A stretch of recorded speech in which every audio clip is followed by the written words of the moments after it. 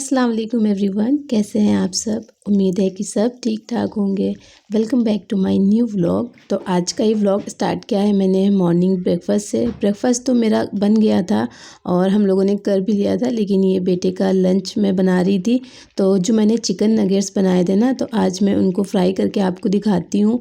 और मैंने ना इसको डायरेक्ट फ्रीज़र से निकाल कर और ऑयल में डाल दिया था। अच्छा, एक चीज़ का आपको ख्याल रखना है, जब आप इन्हें फ्राई करें ना, तो जो ऑयल है वो बहुत ज़्यादा हॉट नहीं होना चाहिए, मीडियम टू लो हो तो ज़्यादा अच्छे से क्रिस्पी फ्राई होते हैं ये जो नगेट्स हैं। और जलते भी नहीं हैं, वरना क्या होगा, अंदर से तो कच्चे रहेंगे और ऊपर से ये जल जाएंगे। और जब ये अच्छे से गोल्डन ब्राउन हो जाएं तो आप इन्हें निकाल कर किसी टिश्यू पेपर पे रख दीजिएगा, ताकि जो एक्स्ट्रा ऑयल है वो सारा टिश्यू पेपर एब्जॉर्ब कर ले।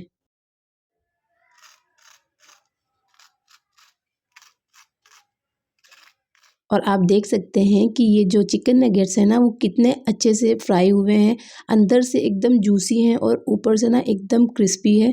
और उसकी जो क्रिस्पीनेस है ना, वो आप सुन सकते हैं कितने ज़्यादा क्रिस्पी हैं। तो इस तरह से आप बनाएंगे और बहुत ही इजी रेसिपी है। अगर आपने ये रेसिपी देखनी है तो आप मेरे पिछले ब्लॉग को देखिएगा, और उसमें मैंने ना डिटेल में पूरी रेसिपी शेयर की है। एनीवेज, यहाँ पर जो मैंने चिकन नगेट्स फ्राई किए थे उनको मैं रख दूँगी लंच बॉक्स में।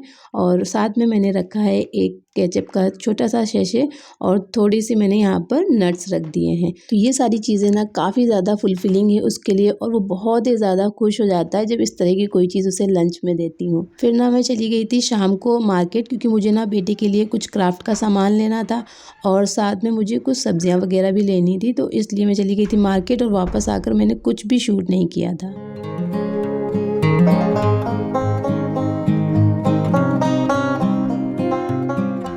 अब ये व्लॉग मैंने स्टार्ट किया है नेक्स्ट डे मॉर्निंग से। और मैं ये जो सारी आपको वेजिटेबल्स दिख रही हैं, इससे आप गेस कर सकते हैं कि आज मैं ब्रेकफास्ट में क्या बनाने वाली हूँ। तो फटाफट से मुझे कमेंट करके बताइए कि मैं क्या बना रही हूँ।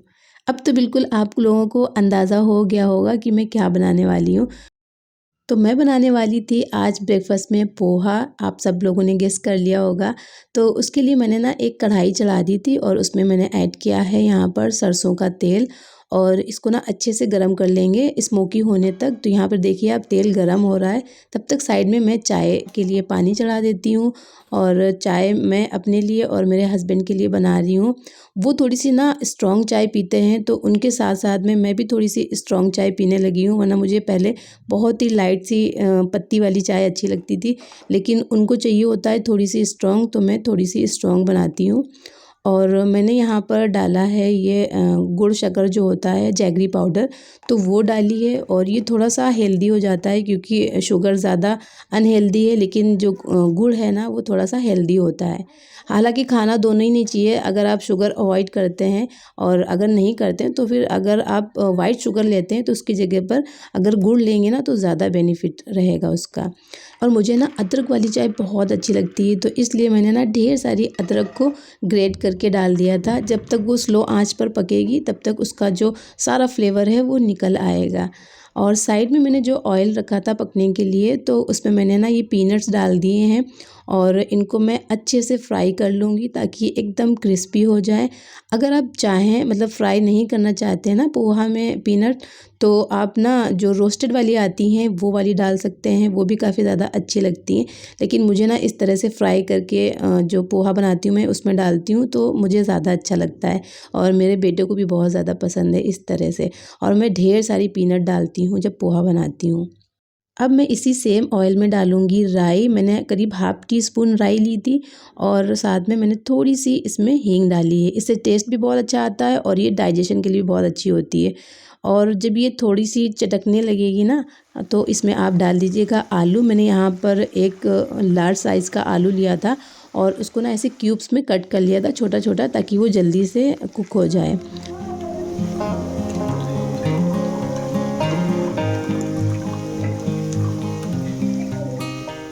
साइड में चाय भी बन रही थी, तो मैंने उसमें डाल दिया है दूध, और मैं थोड़ा सा ज़्यादा दूध डालती हूँ। मेरे हस्बैंड को ना दूध वाली चाय ज़्यादा अच्छी लगती है, तो इसलिए मैं थोड़ा सा ज़्यादा दूध डालती हूँ। और ये जो आलू थे ना, ये फ्राई हो गए थे हल्के से, तो फिर मैंने इन्हें ढक दिया था, तो ये अच्छे से कुक भी हो गए हैं।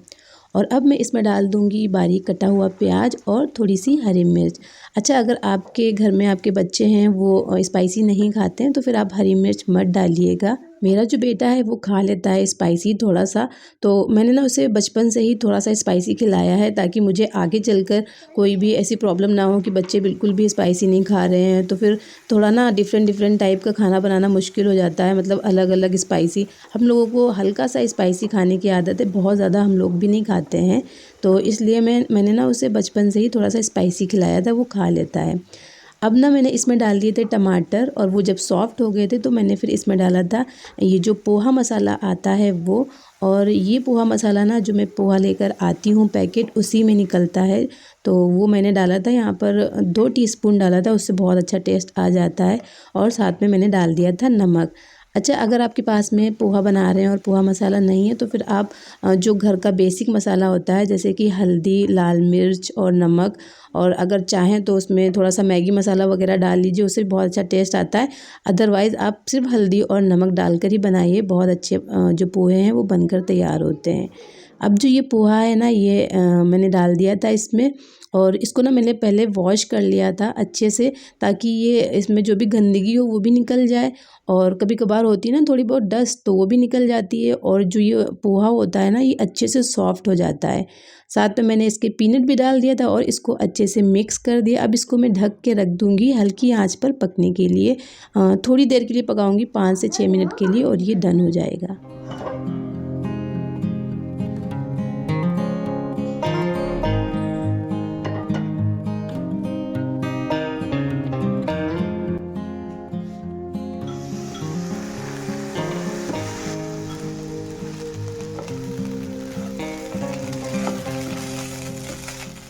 तो पोहा जो था वो बन चुका है, और अब मैं इसमें डाल दूँगी बारीक कटी हुई हरा धनिया, और ढेर सारी हरा धनिया मैं इसमें डालूँगी।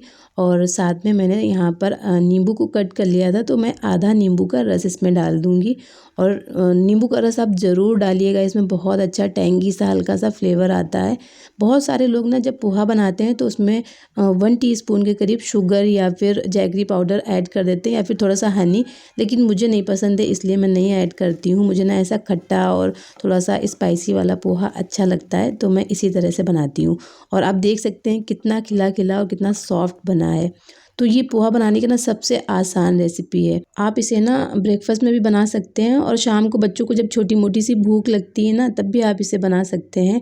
तो ये बहुत ही ज़्यादा हेल्दी होता है और बहुत ही ज़्यादा फुलफिलिंग भी होता है। बस आप इसमें ना ऑयल थोड़ा-सा कम डालिए, और आप जो मतलब डाइट वाले हैं वो भी इसे खा सकते हैं ईज़िली।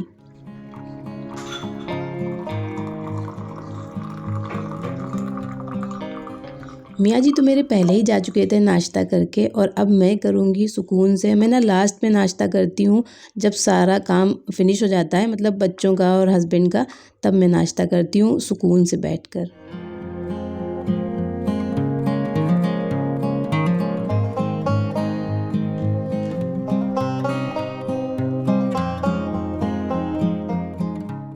आजकल ना मेरे बेटे की जो स्कूल की टाइमिंग है वो अभी चेंज हुई है। 9:30 तक वो स्कूल चला जाता है, और 10 ओ क्लॉक से आई थिंक उसका स्कूल मतलब क्लासेस चालू हो जाती हैं।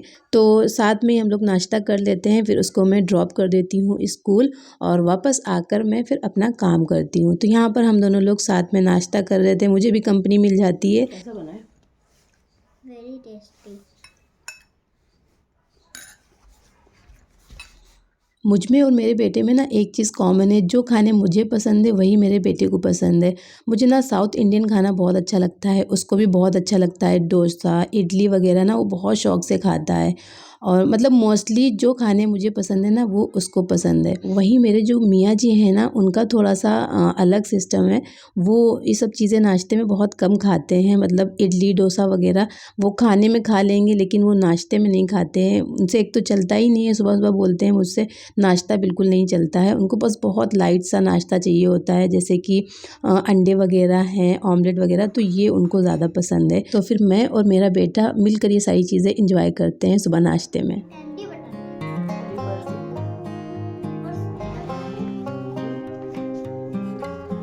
इससे क्या होता है? इससे इससे तो यहाँ पर ना ये जो लैपटॉप है ये चार्जिंग पे लगा हुआ था और मेरे बेटे को बहुत सारे क्वेश्चन थे कि अम्मा ये जो कीज़ हैं इनका क्या यूज़ होता है, इससे क्या होता है, इससे क्या होता है, ये कैसे चलती है। तो मैं ना उसे बताने की कोशिश कर रही थी, लेकिन उसमें पासवर्ड लगा हुआ था तो फिर मैंने नहीं ओपन किया, क्योंकि वो हस्बैंड का ऑफ़िस का लैपटॉप था, इसलिए मैंने उसे ओपन नहीं किया। एनीवेज़ अब हो गया था यहाँ पर दोपहर का टाइम, और आज जो मैं रेसिपी बनाने वाली हूँ ना उसके लिए मैंने इंग्रेडिएंट निकाल कर रख लिए थे। तो मैंने लिया था उसमें कश्मीरी लाल मिर्च कुटी हुई, और साथ में मैंने काली मिर्चों का पाउडर लिया था, लेमन जूस लिया था, और गार्लिक को मैंने यहाँ पर कूट लिया था, अदरक लहसुन का पेस्ट लिया था। साथ में मैंने ली थी ये अमेरिकन मस्टर्ड सॉस, आप कोई भी सॉस ले सकते हैं इस रेसिपी के लिए, और साथ में मैंने थोड़ी सी तीखी वाली कुटी हुई लाल मिर्च ली थी और नमक लिया था। बस इतने ही इंग्रेडिएंट जाते हैं इस रेसिपी में, लेकिन ये इतनी ज़्यादा टेस्टी बनती है कि जब मैंने इसे ना पहली बार बनाया था तो जिसने भी इसको खाया ना सब ने तारीफ़ करी थी, इतनी टेस्टी बनी थी। और ज़्यादा इंग्रेडिएंट भी नहीं है इसमें कि बहुत ज़्यादा कुछ फैंसी इंग्रेडिएंट जाए, और कोई मतलब इसका कोई हार्ड कुकिंग भी नहीं है, मतलब ऐसी कोई रॉकेट साइंस वाली कुकिंग नहीं है कि हम लोग इसे रोस्ट करें या फिर अवन में करें। सिंपल स्टीम रोस्ट होता है और बहुत ही ईजी है। तो उसके लिए ना आपको क्या करना है, चिकन को आप अच्छे से वॉश कर लीजिएगा, फिर इसको ना एकदम ड्राई कर लीजिएगा टिश्यू पेपर या फिर किचन टॉवल से, और आपको ना इस तरह से पूरा होल चिकन लेना है। इसमें आप कट्स लगा लीजिएगा ताकि अंदर तक मैरिनेशन चला जाए, और फिर उस पर आप ऑयल डालिएगा, ऑयल और नमक, और इसको अच्छे से रब करिएगा। मतलब आपको ना इसकी बहुत ही अच्छे से मसाज करनी है ताकि नमक और ऑयल अंदर तक एकदम एब्जॉर्ब हो जाए चिकन के अंदर।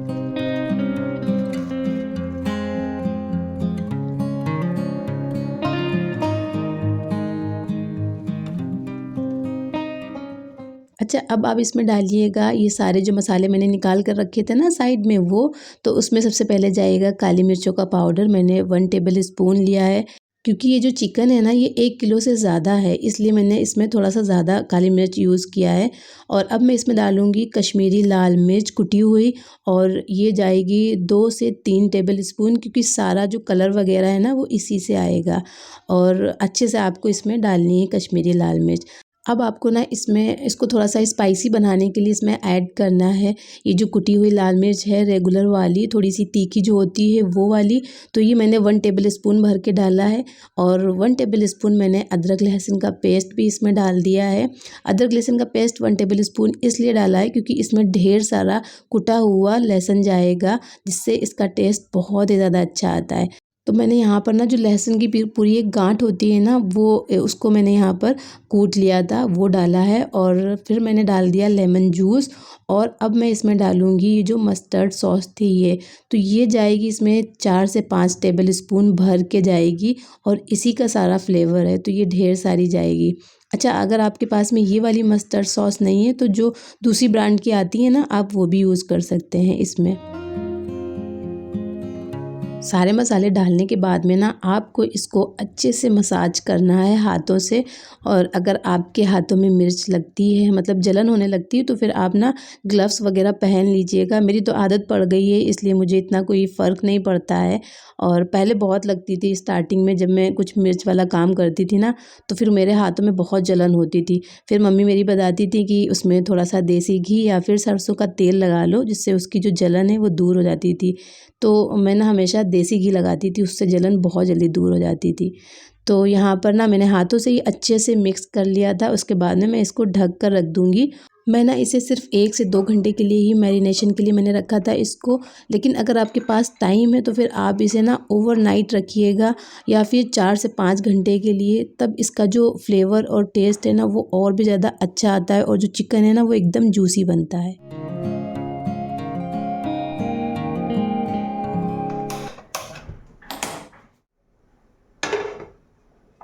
अब मैं इस चिकन को ना स्टीम में कुक करूँगी, तो उसके लिए मैंने ना एक बड़ी सी कढ़ाई ली है, उसमें थोड़ा-सा ऑयल ऐड किया है, और ऑयल आपको ना रिफाइंड ऑयल या फिर ऑलिव ऑयल लेना है, क्योंकि मस्टर्ड ऑयल में इसमें थोड़ी-सी स्मेल आ सकती है, इसलिए मैंने रिफाइंड ऑयल ही यूज़ किया है।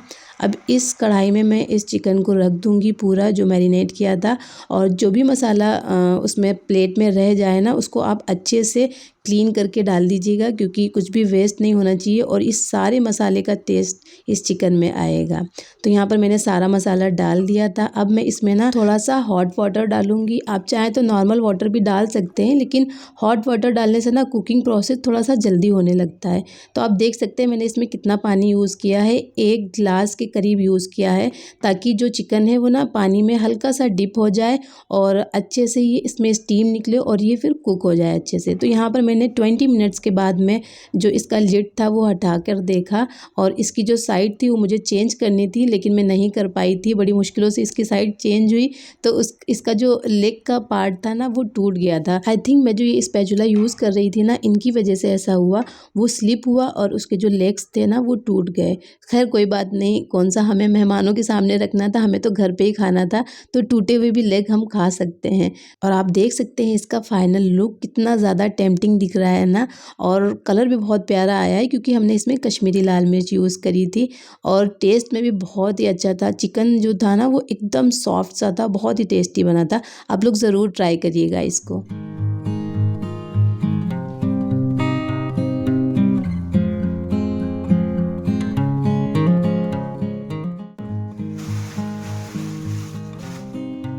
अच्छा, जो मैं स्टीम रोस्ट बना रही थी ना, तो वो मुझे बनाना था लंच में, लेकिन बनते-बनते ना उसको टाइम लग गया था, तो वो ऑलमोस्ट शाम को ही तैयार हुआ था। तो फिर हम लोगों ने प्लान किया कि उसको हम लोग डिनर में खाएँगे, और फ़िलहाल हम लोगों ने जो लेफ़्ट ओवर खाना रखा था ना, वही खा लिया था। उसके बाद में फिर मैं जो ये सब्ज़ी लाई थी ना 1 दिन पहले, तो उन सारी सब्जियों को मुझे निकालना था और अलग करना था। फिर मैंने उन्हें वॉश करके और कट करके रखना था। तो ये जो मिर्च है ये लाई थी मैं इसके भरवा मिर्च बनाने के लिए, और ये बहुत ही ज़्यादा अच्छे बनते हैं। लेकिन मैंने ना इसको बना लिया है, और इसकी रेसिपी जो है वो मैं कभी नेक्स्ट टाइम शेयर करूँगी। मैं बहुत अलग-अलग तरीके से बनाती हूँ।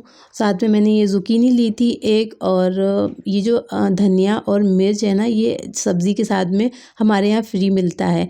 तो जब भी सब्ज़ी आप लोग लें और वो लोग अगर ना दें धनिया मिर्च फ्री, तो आप मांग के ले लिया करिए, क्योंकि ये हमारा हक होता है सब्ज़ी के साथ में धनिया और मिर्च लेने का।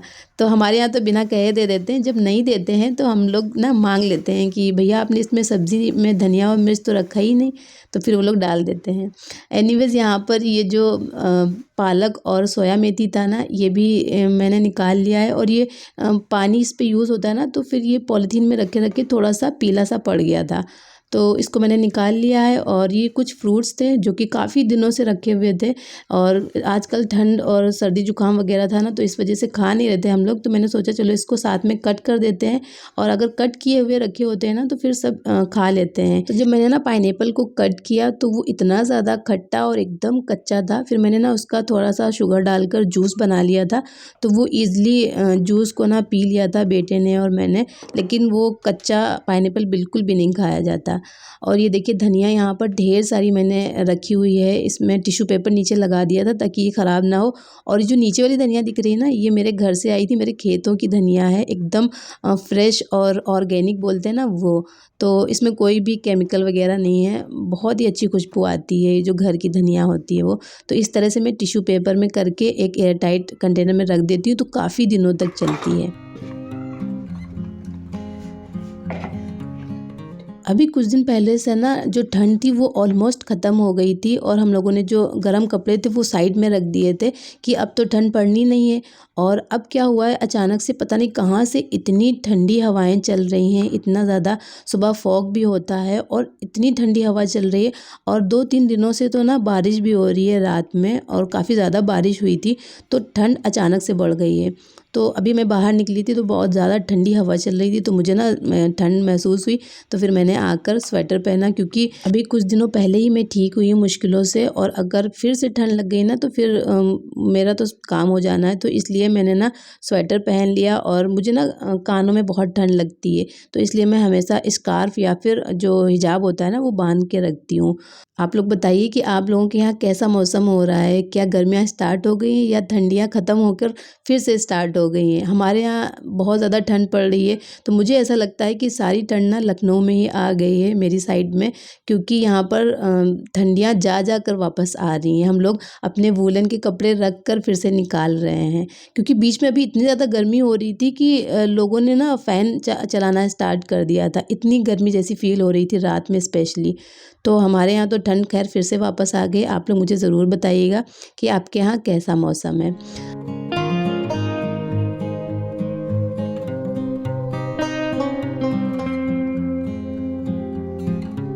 अच्छा, जब मैं सब्ज़ी ला रही थी ना, तो मैंने कहा सब्ज़ी वाले भैया से कि मुझे देसी पालक देना, तो उन्होंने मुझे ये वाली पालक दी, बोले कि ये देसी पालक है। और जो जो फार्मी पालक होती है ना, वो ये वाली होती है, जिसके लीव्स जो होते हैं ना वो गोल होते हैं और उसके ना थोड़े से ट्रायंगल टाइप में होते हैं। तो आप लोग मुझे ये बताइएगा कि क्या ये सच में देसी पालक है और वो वाली फार्मी है, या कौन-सी देसी होती है? मुझे पता नहीं, आइडिया नहीं है बिल्कुल, लेकिन मैंने सब्ज़ी वाले भैया से बोला तो उन्होंने मुझे यही बोल कर दिया कि ये देसी पालक है, क्योंकि देसी चीज़ें ज़्यादा अच्छी होती हैं, तो इसलिए मैंने सोचा कि देसी लेती हूँ, लेकिन उन्होंने ये वाली दी थी। हालाँकि मुझे तो ऐसा फ़ील होता है कि शायद टेस्ट दोनों का सेम ही होता है, इतना कुछ मुझे ख़ास फ़र्क दिखाई नहीं दिया टेस्ट में। और बाकी आप लोग मुझे बताइएगा कि कैसा टेस्ट होता है, और क्या जो ट्रायंगल शेप वाली लीव्स हैं वो देसी पालक है, या फिर जो ये राउंड शेप वाली लीव्स हैं ये देसी पालक है। तो इसमें मुझे थोड़ा-सा ना कन्फ्यूज़न है, तो मुझे आप लोग बताइएगा कमेंट करके। एनीवेज़ यहाँ पर जो पालक थी ना, उसको मैंने काट कर एक शॉपर में रख दिया था। जो सब्ज़ी वाला शॉपर था ना, मैं रख लेती हूँ उन्हें, फिर बाद में वो काम आते हैं, तो उसी में मैंने रख दिया था। और अब मैं यहाँ पर ये जो सोया है, जिसको दिल लीव्स भी बोलते हैं, तो इसको भी काट कर शॉपर में रख दूँगी।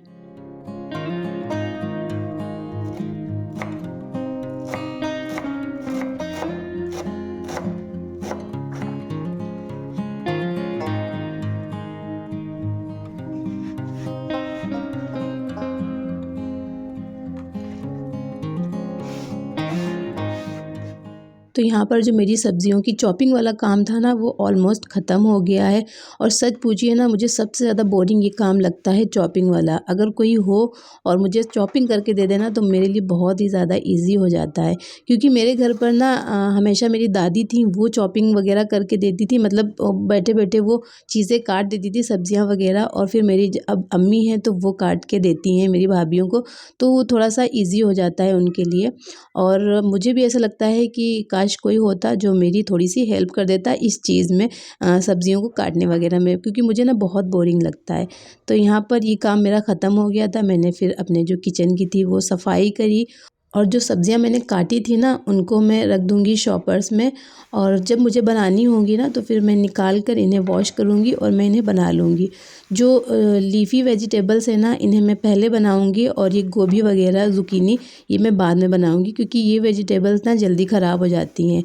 और जो सब्जियां मैंने ना वॉश करनी थी, उनको वॉश कर लिया है, उनको रख दूँगी मैं सूखने के लिए। जब वो सूख जाएंगी, फिर मैं उनको उनके कंटेनर्स में रखूँगी।